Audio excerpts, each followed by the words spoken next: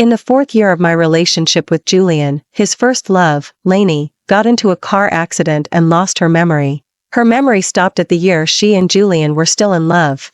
In the hospital room, Lainey asked who I was. Julian was silent for a moment, then smiled and waved at me. "Luna, come here and greet Lainey." Julian said we had to be responsible for her. So he was going to be her boyfriend again. Lainey was injured coming to our engagement party. "I'll just pretend to be her boyfriend, and once she recovers, we'll get married." His tone seemed pleading, but it left no room for argument.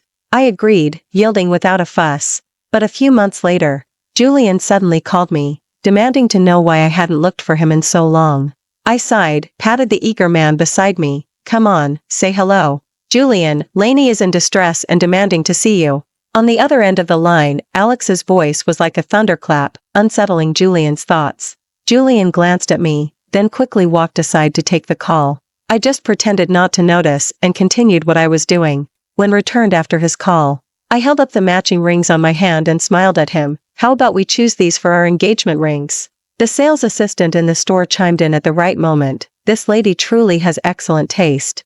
This is our latest collection, symbolizing eternal love for one person." Julian, however, just stared at the rings, deep in thought, his brow furrowed, not saying a word. The atmosphere gradually became strange. The sales assistant stood by, her gaze darting between Julian and me. I had to prompt him. "Julian?" Julian seemed to snap back to reality. He looked at me, lowering his voice. "Luna, now isn't the time to buy rings." My smile froze. "But aren't we here today to pick out?" "Luna!" Julian sharply interrupted me. Startled, I swallowed the words I was about to say. Perhaps realizing his attitude was wrong, he softened his tone and suitably cupped my hand with his large one. "Let's go to the hospital first.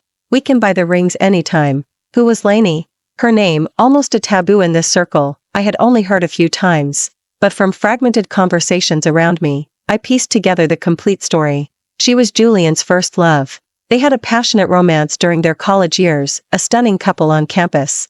Unfortunately, this beautiful relationship came to an abrupt end in their sophomore year, obstructed by the Sia family, and by Lainey's firm decision to study abroad. Overnight, young Mr. Taylor, once the most uninhibited in Brightonwood, had a complete change of character. He abandoned his lavish lifestyle and poured his heart into the Zhou Corporation. In just a few years, he rose to become a new business magnate.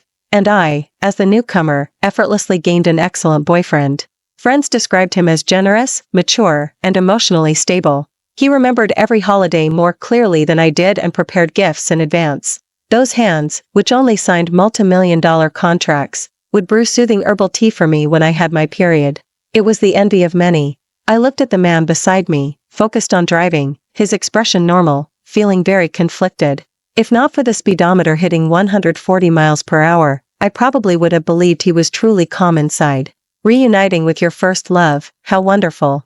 And I happened to be there for it. The moment we appeared, Julian's buddies gathered around us. Alex nodded towards the hospital room, a helpless look on his face. "Julian, I really can't do anything. Lainey has been making a fuss, asking for you." "Yeah, we really don't want to disturb you and Luna on your date." Daniel took over, pushing Julian into the hospital room. I, however, was inadvertently blocked by him, falling a few steps behind. Daniel smiled lazily, clasping his hands together apologetically. "Lainey is like this because of you too. It's a critical situation." "Luna, don't get angry." The other buddies also agreed, casting glances at me, pleading for understanding. I had always known. Julian's buddies secretly favored Lainey. For years, I'd found it hard to fit into their circle. Occasionally, when Julian took me to gatherings, Daniel would get drunk and bring up Julian's previous relationship right in front of me. He would always lament that he never imagined Julian and Lainey, the least likely couple to break up, actually did. He even said I was clever and cunning, able to replace Lainey in Julian's heart. I didn't like hearing that. Julian was also upset, getting angry on the spot. He reprimanded Daniel, telling him not to say such things. Yet, the next time Daniel got drunk, he was the same. But even so, Julian never really cut down on contact with Daniel because of it.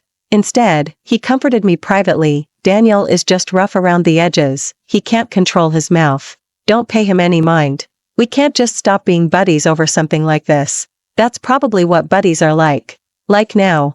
Daniel and the others were polite to me, but their bodies were very honest, completely blocking my way. They didn't want me to follow Julian inside, wanting to give their buddy and Lainey some private space. True buddies, indeed. I rubbed my temples, feeling annoyed. Just then, Zahara, who had just arrived, punched Daniel on the shoulder and pushed the others aside. "What are you doing, annoying Luna like this? Get out of the way." Zahara was Alex's girlfriend and Julian's childhood friend.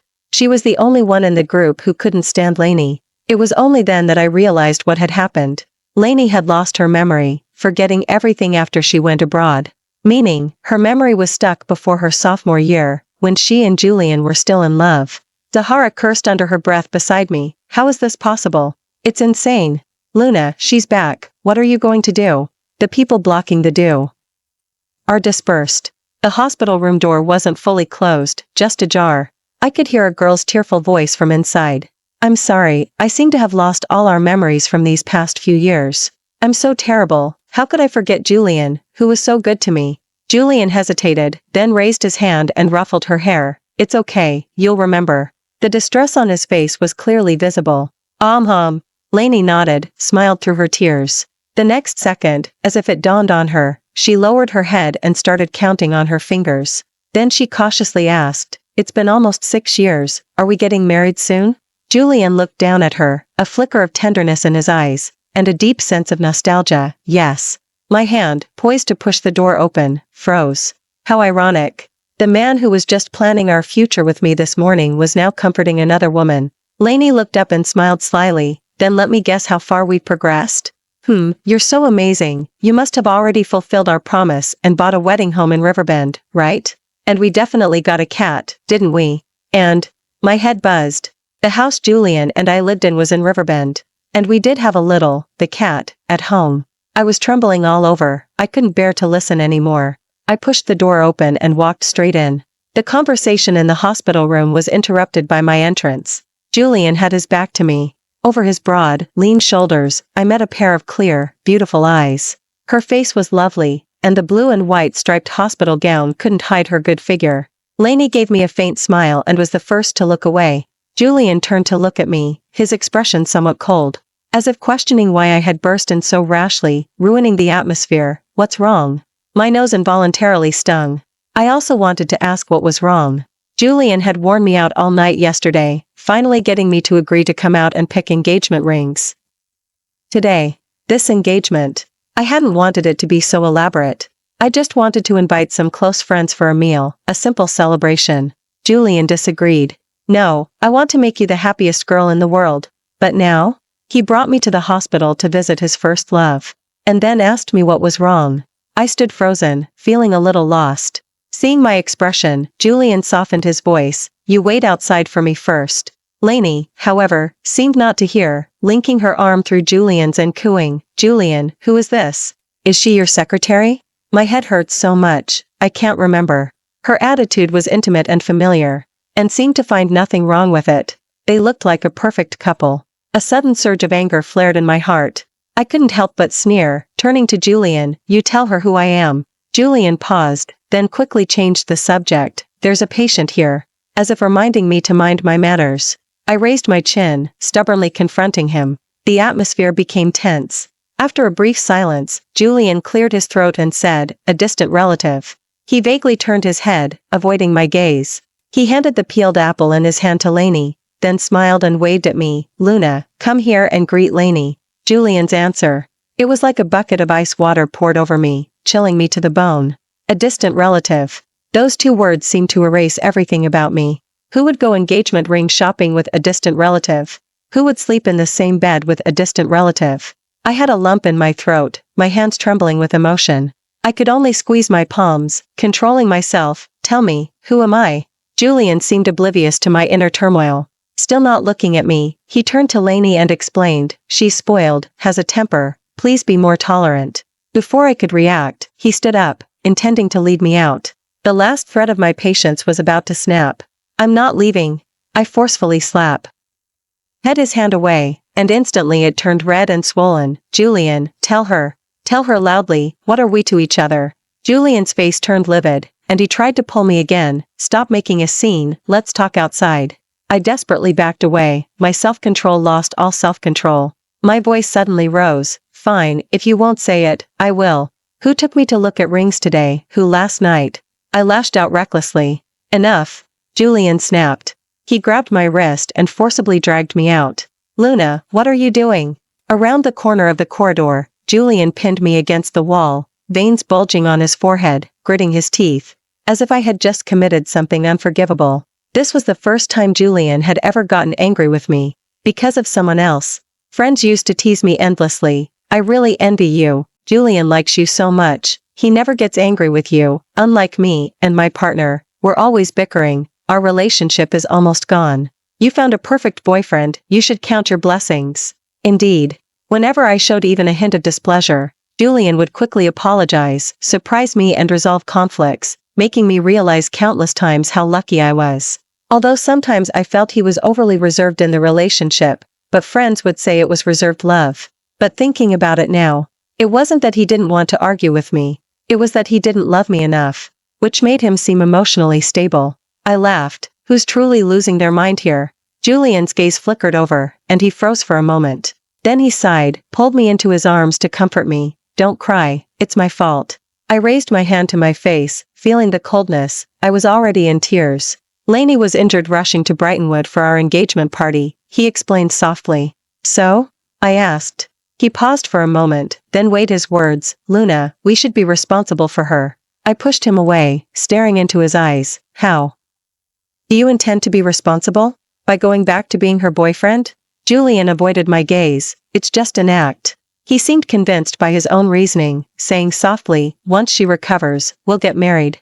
I couldn't take it anymore, frantically hitting him. Julian, are you insane? If she's lost her memory, she should see a doctor. What good are you? If you go to her, we're over. Julian held me still, his breathing growing heavy. He was truly angry, but our commotion had already attracted the attention of many people in the hospital. Family members in hospital rooms, passing medical staff, all glanced our way. He still cared about appearances. He lowered his voice. Lainey is different from you. You grew up in a happy family, she's an orphan, and her world only has me left. I instinctively pressed. How is she different? She's an orphan, Luna, that's enough, he interrupted me, a warning in his tone. But, I was an orphan too. Stop making a scene. This was his answer. So it was true that every man harbored an irreplaceable first love. Either she never appeared, or when she did, the current girlfriend lost. So, what had my 4 years meant? I felt as if all strength had drained from my body. Fine, I replied. Julian's eyes relaxed, his voice warming. I'll go with you to choose rings tomorrow. No need. Julian hadn't been back for a week. Of course. His promise tomorrow never came either. 2 days ago, an unknown number sent me a video. I tapped to watch it. It showed Daniel and a group of people clowning around in the hospital room. Julian, Lainey is being discharged today. Aren't you going to do something? Yeah. Kiss her, kiss her. Stop it. Julian smiled nonchalantly, then kissed the shy woman sitting on the hospital bed. How romantic. I originally thought I'd be devastated, too upset to eat or sleep. But quite the opposite. My appetite was fine, and I slept well. Losing someone as an adult could be surprisingly peaceful. That evening, I was on the sofa, holding Little, the cat, and watching a variety show. There was a sound outside the door. I thought Julian was back. Holding Orange, the cat, I walked to the entryway, but then I heard Daniel's voice.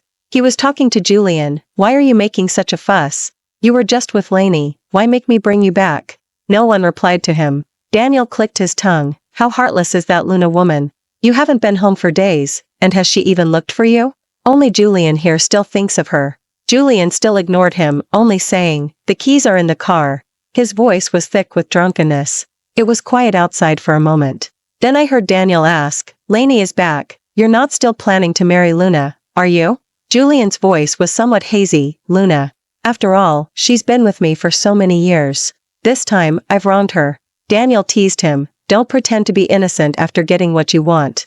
Who was it before who said Luna was boring and not as charming as Lainey? I get it. First love. It's just different. Julian suddenly spoke in a low growl. Stop talking. Still afraid Luna might hear?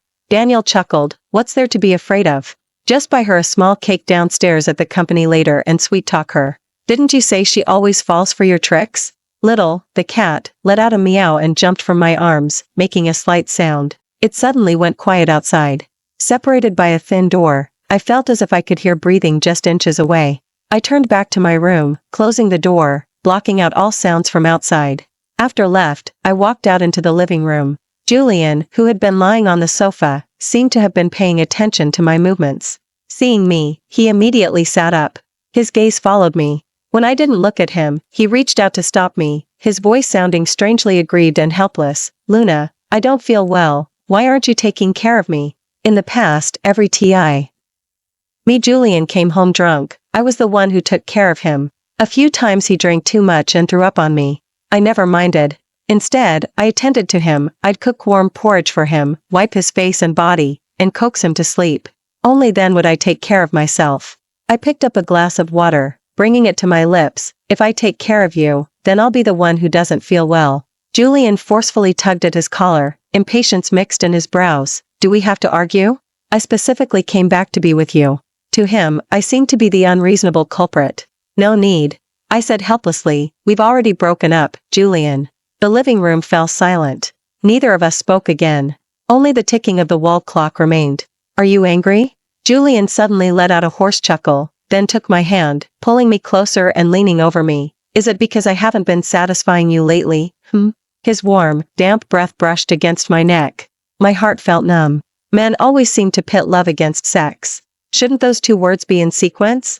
Shouldn't there be love first, before there can be sex? How disgusting. He seemed not to hear clearly. "What?" I repeated softly. I said, "You are disgusting." Julian stared intensely at me, trying to confirm if I was just speaking in anger. Unfortunately, I wasn't. He took a deep breath, then punched the sofa next to my face. "Didn't I say it was just an act? I've already apologized. What more do you want me to do? Luna, you weren't like this before." Finally, he ended with that sentence. His head drooped, as if he were the injured party. I scoffed. "So, kissing was also an act?" I opened my phone and threw it in his face. It was paused on the image of him and Lainey kissing. Julian instantly reacted with shock and anger, straightening up abruptly, his face pale. "Believe it or not, we didn't do anything else inappropriate. The internet wasn't lying. You really can be so exasperated you laugh." I felt as if all strength had drained from my body. "Get out." I snatched Julian's suit and threw it in his face. He caught the suit, his expression hardening. Julian stared intently at my face for a long moment. Then he left anyway. Before leaving, he savagely threw out a remark. "Luna, remember, you're the one who pushed me into someone else's arms." After left, I packed my luggage. Looking around the house I had decorated myself, I felt a sudden confusion. I sank to the floor. A feeling of suffocation surged, almost drowning me. Tears fell, one by one, onto the carpet. All the pain and resentment from this period seemed to burst forth at this moment. Little, the cat, lightly jumped into my lap. Its fluffy head rubbed against me incessantly. I ignored it. It circled me, using its bushy tail to nudge my hand.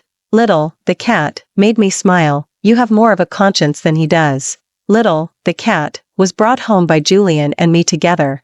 But I was the one who raised it. So it wasn't affectionate towards Julian. Thinking of this, my gaze hardened. I could leave everything else in this house. But the cat, it had to be mine.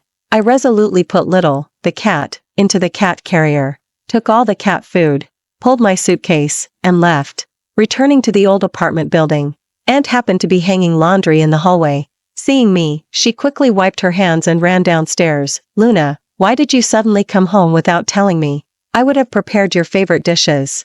Aunt snatched the suitcase from my hand. I couldn't argue with her, so I let her take it. "I'll be on a business trip for a while. I came back to see you, but I have to fly out this afternoon." This business trip had been communicated to me by the company 2 days ago. They had also informed me in advance. This trip would be quite long, possibly over 2 months. Aunt exclaimed, "So soon?" I was hoping to call Oliver back for dinner with us. She suddenly peered behind me. "Where's that Julian?" I shook my head. Aunt paused for a moment, but didn't press further. She just took the cat carrier from my back. "Don't worry about your trip. Aunt promises you, when you come home, this little cat will have gained 10 pounds. I couldn't help but smile. "Thank you, Aunt. This one's pretty tricky." After landing, my colleague gave me a heads up. Apparently, the client this time was particularly tough. The terms were impossible to negotiate. And they had a powerful background, so we couldn't afford to offend them. We originally thought it would be another project that died without consequence.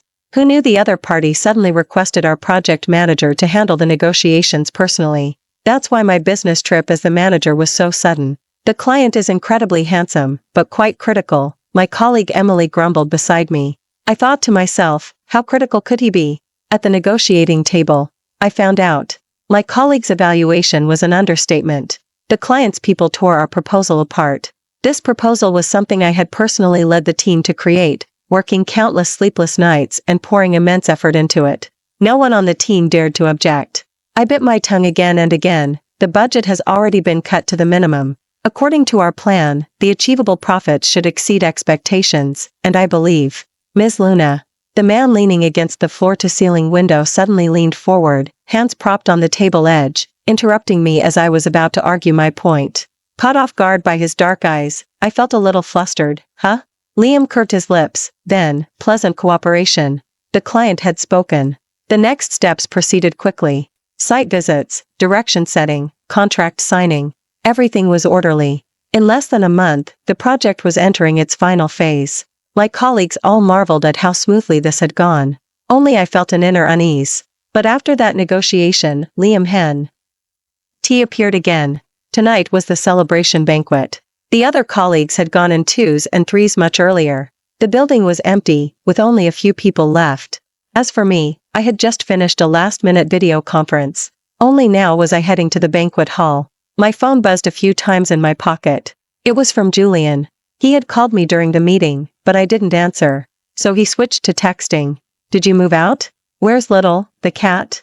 Send her back, Lainey wants her. Then came several more messages in quick succession. I bought the rings today. If you don't come back, I can't guarantee that the ring's owner will still be you. Luna, think carefully. A man's cool voice came from above me. Boyfriend?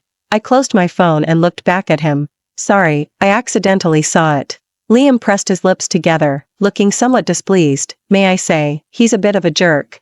I shoved my phone back into my pocket, nodding in agreement. He really is terrible. A smile seemed to flicker across Liam's lips. Let's go, together. We walked on like that. I thought we would remain silent. Liam suddenly stopped. His voice held a hint of suppressed self-mockery. You're quite calm. He looked down at me. What he said was strange. But I understood. Tree shadow swayed. His tall shadow covered mine. It was like returning to that late autumn year. Liam was an orphan. His mother died young. His father was a gambler. When I met him, we were rivals. We were competing for a scholarship for underprivileged students. There was only one spot. My grades just happened to put me in second place. And he was first. It wasn't easy for Aunt to raise Oliver and me alone.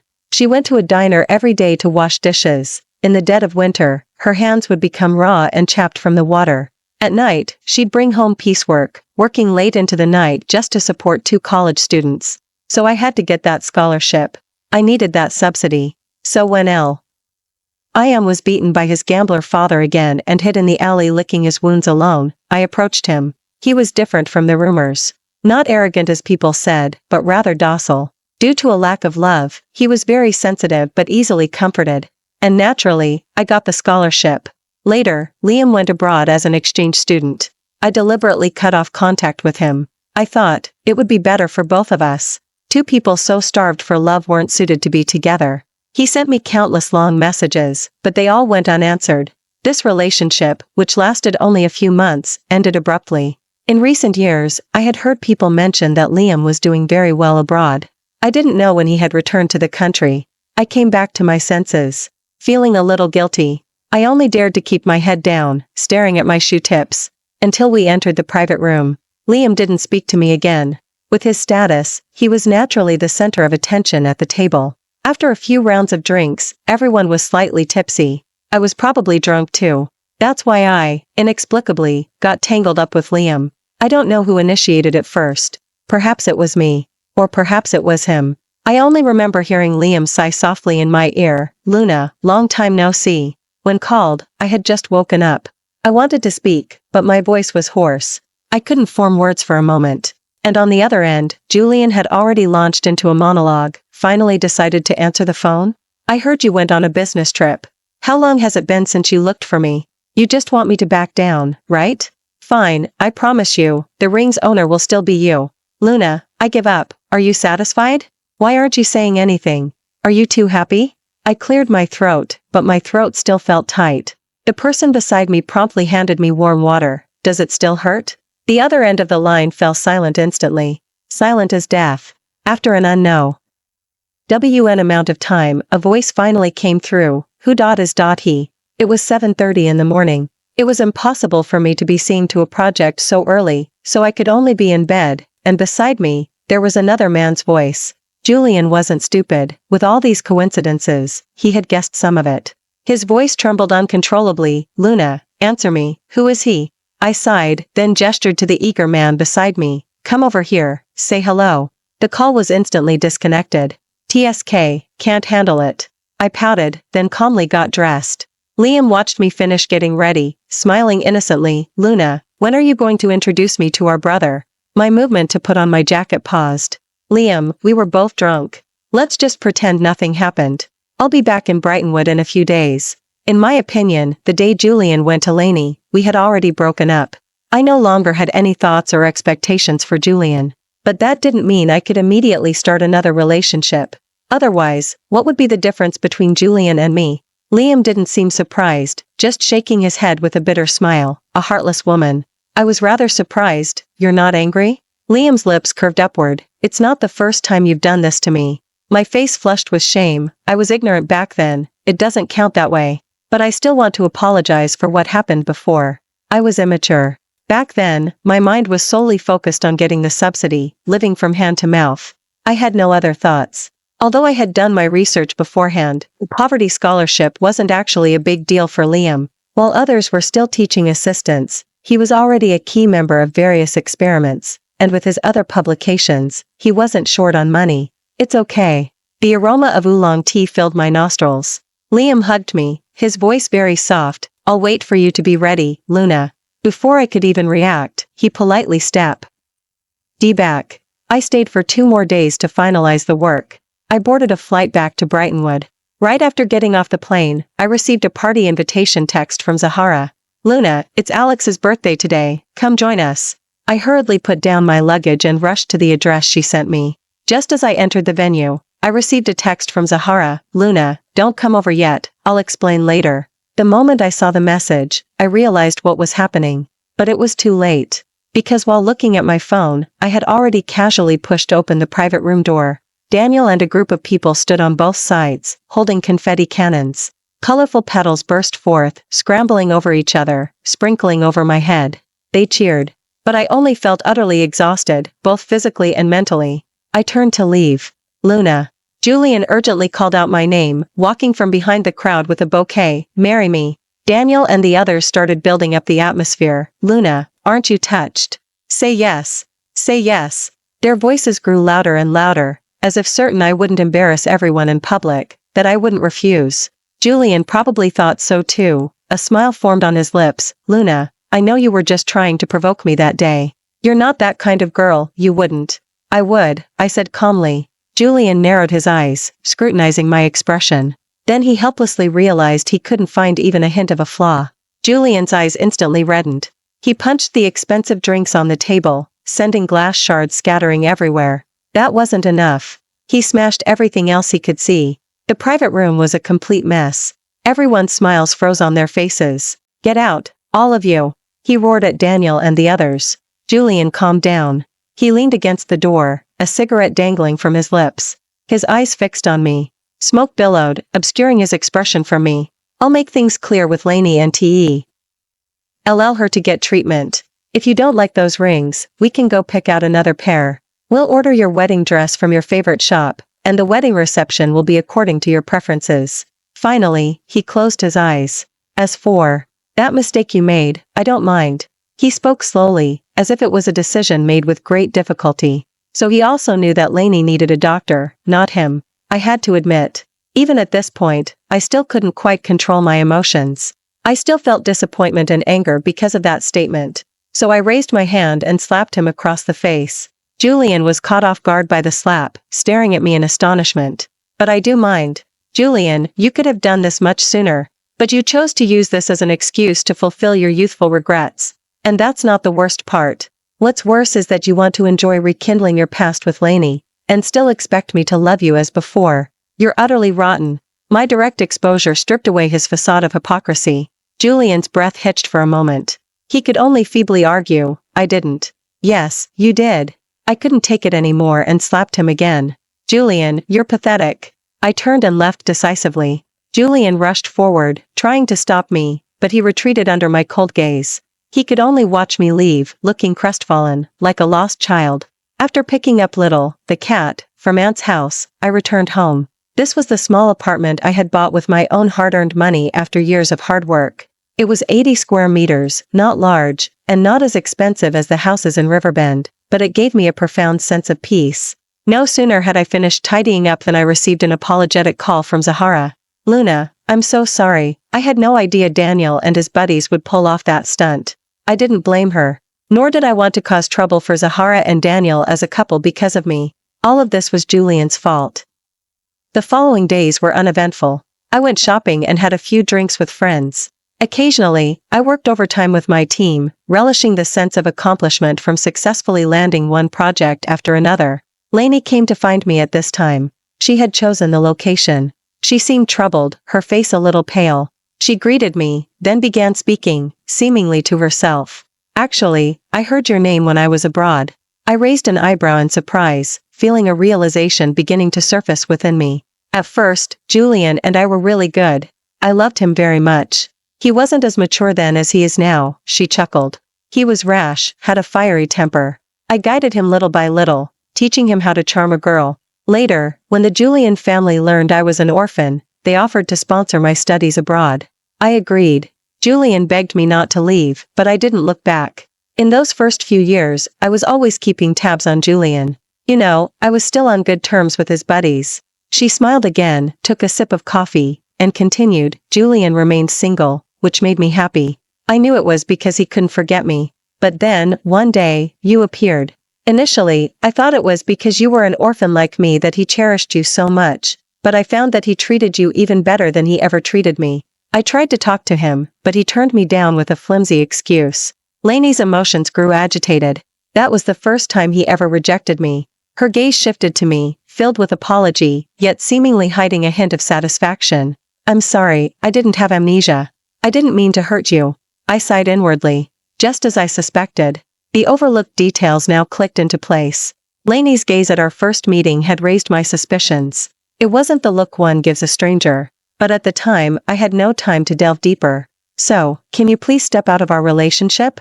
Give back to me, okay? You didn't have amnesia? You lied to me all this time? Before I could answer, Julian's voice rang out behind Lainey. Lainey stood up in a panic. Julian, when did you get here? I thought back for a moment and helped her answer. Roughly when you started talking about the Julian family sponsoring your studies abroad? I was the one who called Julian. Why should I face this alone? Lainey let out a deafening shriek. I stood up and walked away with light steps. Chaos erupted behind me. Julian rushed over, trying to chase me, but clung to him, refusing to let him go. I don't know what happened next between Julian and Lainey. Nor did I have time for nostalgia for that rotten relationship, because I had been working overtime for half a month straight. The project discussed in Emerald City last time reportedly had further opportunities for collaboration, and this time, the project site was in Brightonwood. I was swamped with work because of this. During this time, Liam contacted me once. He casually mentioned that we would be meeting soon. I just thought he was joking and didn't give it much thought. Until that day, at a corporation meeting. A group of people deferentially ushered Liam in. As he passed by me, he noticeably slowed his pace. His long legs, encased in a black suit, seemed to brush against my calf by accident. The documents in my hand trembled, and my heart instantly leaped into my throat. I glared at him fiercely. Liam caught my eye, a smug smirk played on his lips, seeming to be enjoying it. Childish. I subtly rolled my eyes. I refocused my attention on the meeting, ignoring him from then on. After the meeting, Liam invited me to dinner. It's rare to come to Brightonwood. I hope Miss will do me the honor of joining me. Looking at the man before me, so nervous he didn't know what to do with his hands, yet still pretending to be calm, I chuckled. Let's go. Since our first date, Liam had invited me to dinner several more times. He would always drive me back to my apartment complex. But he never suggested coming upstairs. He would wait downstairs. Only when the light in my apartment came on would he drive away. That day, as I got out of Liam's car, I ran into Julian. Luna. He stood downstairs from my building, staring fixedly at Liam and me, his eyes filled with anger. Is he, that guy? I said flatly, yes. Hearing my answer, Julian's body swayed, almost losing his balance. His expression looked shattered. It's so empty and lonely at home without you. I can't sleep. I've made things clear with Lainey, no one will come between us. I can explain about Lainey. Except for that video you saw. He paused, then stressed urgently, believe me, nothing happened between us. And, he disrespected you. I know you were wronged, and I've warned him. It won't happen again. Luna, please come home with me, okay? I looked at him, feeling a pang of surprise. So, Julian also knew that Daniel's treatment of me was wrong. Yet, back then, to gloss over things, he chose to let me be wronged. I clutched my chest, realizing that facing him, I no longer felt even a flicker of sadness. Only disgust. I shook my head. No. We've already broken up. Just leave. I'm genuinely fed up with you. The redness around Julian's eyes spread, and he looked on the verge of tears. He chased after me, wanting to say more. I felt even more annoyed and leaned towards Liam. Let me introduce you. This is my first love, and I'm planning to get back together with him. Liam's eyes lit up instantly. He immediately played along, politely greeting Julian. Hello, I'm your brother-in-law. Julian was utterly crushed. He fled as if his life depended on it, not daring to look at us again. Julian never appeared again. Liam decided to settle in Brightonwood. His buddies often flew over from Emerald City for a get-together. I seamlessly integrated into his social circle. His buddies would politely praise me. They also had a strong sense of boundaries, and for interfering with my relationship with Liam. It was then I realized how simple it was to integrate into a boyfriend's circle. And all of it was because Liam valued me so highly. His buddy's girlfriend secretly told me that Liam had emphatically stated in front of his friends that anyone who dared to bully me was disrespecting him, and he wouldn't hold back. So, to see how much a man truly cherishes you, it's not just about how he treats you. It's also about how the people around him treat you. As for Julian, later, Zahara mentioned something. She said he was still single, and when he got drunk, he would still call my name. His former buddies even came to me, saying he was deeply devoted to me, and asked if I truly wouldn't consider going back to him. I just smiled, non-committal. It was merely a way to maintain his image. I wouldn't be like Lainey, believing he remained single because he still loved me. What a laughable notion. I was different. I wouldn't get stuck in a past with no future. And I was doing quite well now. Thank you for watching today's story. If you enjoyed this video, please give it a like and share it with your friends. We look forward to hearing your thoughts in the comments. Feel free to share your perspectives, and don't forget to subscribe to our channel for more exciting stories. See you next time.